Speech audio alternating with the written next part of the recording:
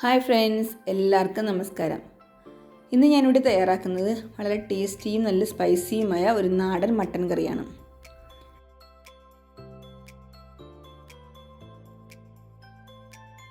അപ്പോൾ നമുക്ക് എങ്ങനെയാണ് മട്ടൻ കറി ഉണ്ടാക്കുന്നത് നോക്കാം. അതിനായി ഞാനിവിടെ 1 കിലോ മട്ടൺ എടുത്തേക്കുന്നത്. ഒരു 300 ഗ്രാം ചെറിയ ഉള്ളി എടുത്തിട്ടുണ്ട്, ഒരു സവാള, ഒരു 2 ടേബിൾ സ്പൂൺ വെളുത്തുള്ളി ചതച്ചത്, 1 ടേബിൾ സ്പൂൺ ഇഞ്ചി ചതച്ചത്, ഒരു തക്കാളി, കറിവേപ്പില, ഒരു 3 പച്ചമുളക് ഇത്രയും എടുത്തിട്ടുണ്ട്. ആദ്യം നമുക്കൊരു കുക്കറിലേക്ക് നമ്മൾ കഴുകി വൃത്തിയാക്കുന്ന മട്ടൻ ഇട്ടതിന് ശേഷം അതിലേക്ക് 1 ടീസ്പൂൺ മഞ്ഞൾപ്പൊടിയും 1 ടീസ്പൂൺ കുരുമുളക് പൊടിയും ഒരു 1.5 ടീസ്പൂൺ ഉപ്പും ചേർത്ത് നന്നായി മിക്സ് ചെയ്ത് ഒരു 1/4 ഗ്ലാസ് വെള്ളവും കൂടി ചേർത്ത് നമുക്കത് ഒരു 4 വിസിൽ വരുന്നവരെ ഒന്ന് വേവിച്ചെടുക്കാം.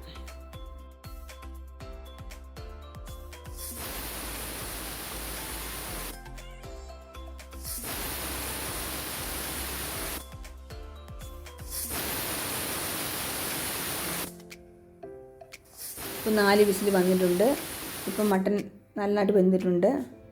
ഇനി നമുക്ക് ഒരു മൺചട്ടിയിലേക്ക് അല്പം വെളിച്ചെണ്ണ ഒഴിച്ചതിന് ശേഷം അതിലേക്ക് വെളിച്ചെണ്ണ ചൂടായി വരുമ്പോൾ അതിലേക്ക് 2 ടേബിൾ സ്പൂൺ വെളുത്തുള്ളി ചതച്ചതും 1 ടേബിൾ സ്പൂൺ ഇഞ്ചി ചതച്ചതും കൂടി ഇട്ട് കൊടുക്കാം. നന്നായി വഴറ്റിയെടുക്കാം. ഇഞ്ചിയുടെയും വെളുത്തുള്ളിയുടെയും പച്ചമണം ഒന്ന് മാറുന്നവരെ ഒന്ന് വഴറ്റിയെടുക്കാം. ഇനി ഇതിലേക്ക് 300 ഗ്രാം ചെറിയ ഉള്ളി നമ്മൾ വൃത്തിയാക്കി വെച്ചിട്ടുണ്ട്, അതുകൂടി ചേർത്ത് കൊടുക്കാം. ചെറിയ ഉള്ളിയാണ് മട്ടൻ കറിക്ക് നല്ല ടേസ്റ്റ് നൽകുന്നത്.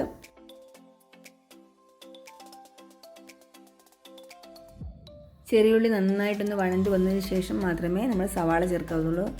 അപ്പോൾ ചെറിയ ഉള്ളി നന്നായിട്ട് വഴണ്ട് വന്നിട്ടുണ്ട്. ഇനി ഇതിലേക്ക് ഒരു സവാള ചെറുതായി സ്ലൈസ് ചെയ്തുകൊണ്ട് ഇട്ട് കൊടുക്കാം. 3 പച്ചമുളക് ഇട്ട് കൊടുക്കാം. ഇനി ഇതെല്ലാം കൂടി നന്നായിട്ട് വഴറ്റിയെടുക്കാം. എണ്ണ കുറവാണെങ്കിൽ കുറച്ച് എണ്ണ കൂടി ചേർക്കാം.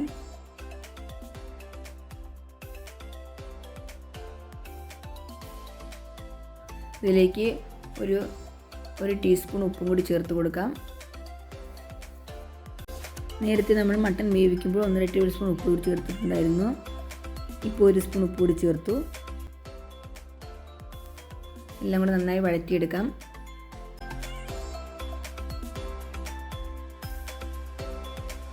ഇപ്പോൾ എല്ലാം നന്നായി വഴണ്ടി വന്നിട്ടുണ്ട്.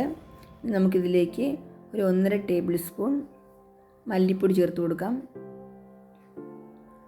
1 ടീസ്പൂൺ മുളക് പൊടി ചേർക്കാം. 1 ടീസ്പൂൺ ഗരം മസാലപ്പൊടി ചേർക്കാം. ഇനി 1 ടീസ്പൂൺ പെരുംജീരകപ്പൊടി കൂടി ചേർത്ത് കൊടുക്കാം.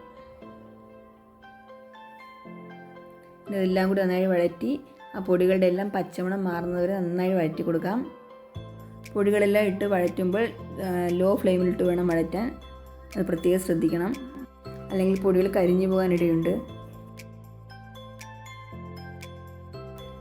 ഇനി ഇതിലേക്ക് നമുക്കൊരു തക്കാളി ചെറുതായി അരിഞ്ഞ് അതുകൂടി ഇട്ട് കൊടുക്കാം. എല്ലാം കൂടി നന്നായി വഴറ്റിയെടുക്കാം.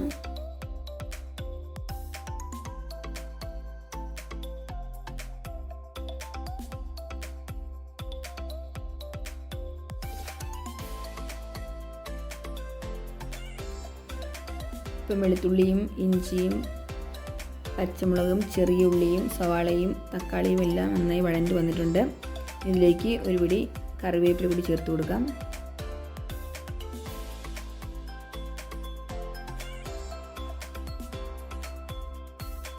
എല്ലാം നന്നായിട്ട് മിക്സായി വന്നിട്ടുണ്ട്. ഇനി നമുക്ക് നേരത്തെ വേവിച്ച് വെച്ചിരുന്ന മട്ടൻ ഇതിലേക്ക് ചേർത്ത് കൊടുക്കാം.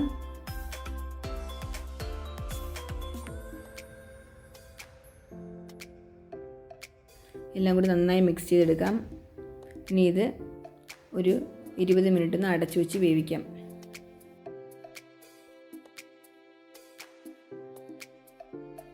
ഇപ്പോൾ 20 മിനിറ്റ് കഴിഞ്ഞു. കറി നന്നായിട്ട് തിളച്ച് വന്നിട്ടുണ്ട്. അരപ്പെല്ലാം പിടിച്ചിട്ടുണ്ട്.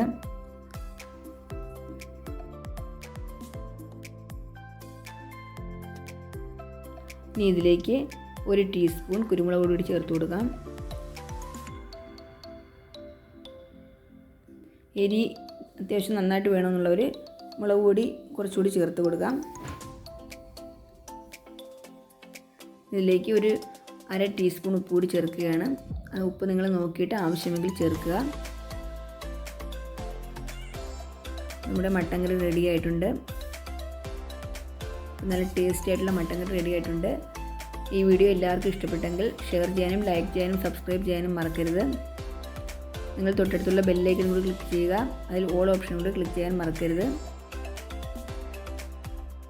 നിങ്ങളുടെ ഫീഡ്ബാക്ക് കമൻസിലൂടെ അറിയിക്കുക. അടുത്തൊരു നല്ല വീഡിയോയിൽ കാണും വരെ എല്ലാവർക്കും നന്ദി, നമസ്കാരം.